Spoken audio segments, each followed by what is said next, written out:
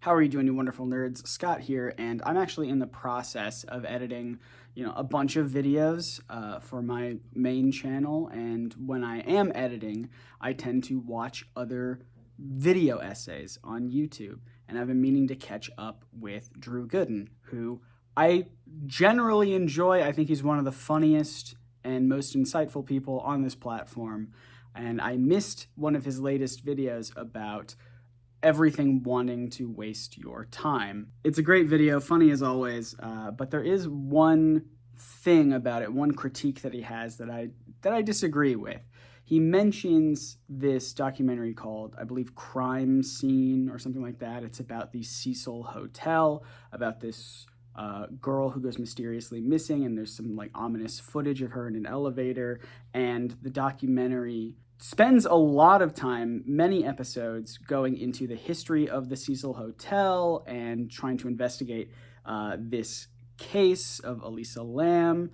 And every episode, it sort of gets more ridiculous and more outrageous and less credible, to the point where one of the final episodes, they're interviewing a musician who has a tentative connection to this case because he wrote a song that vaguely has lyrics that describe Elisa Lam before her disappearance. Like, the series goes from mysterious and ominous to jumping the shark, and Drew uses this as a critique to say these documentarians wasting everyone's time. I watched that documentary when it came out, and I found the exact opposite to be true. I thought it was very effective because as each episode gets more and more outlandish, you as the audience member are like, what are we even talking about anymore? Like, you're pulling in suspects that have nothing to do with anything, like suspects that have nothing to do, barely anything related to this case at all. It's getting so ridiculous. You're following these like internet sleuths trying to figure out this case, and they're going in way over their head, just making stuff up basically to try and find any explanation. And the documentary ends on this message, basically saying, look at how ridiculous all of this is. Look at how ridiculous it is, how far we've gotten when we started just trying to solve the disappearance and death of this young woman.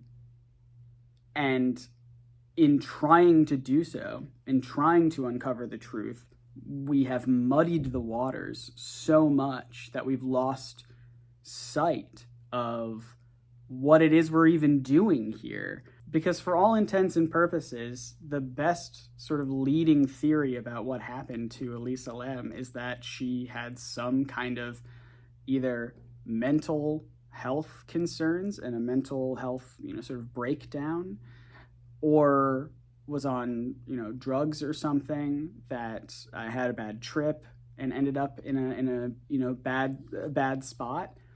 But people are searching for any sort of anything to point fingers at, to blame someone, to uncover something darker, like this, is there a curse on the hotel? Is there some sort of like organized, crime situation going on? And the end of the show really is just about like, stop doing that. Like, that's the point of the show, is to say, stop doing that.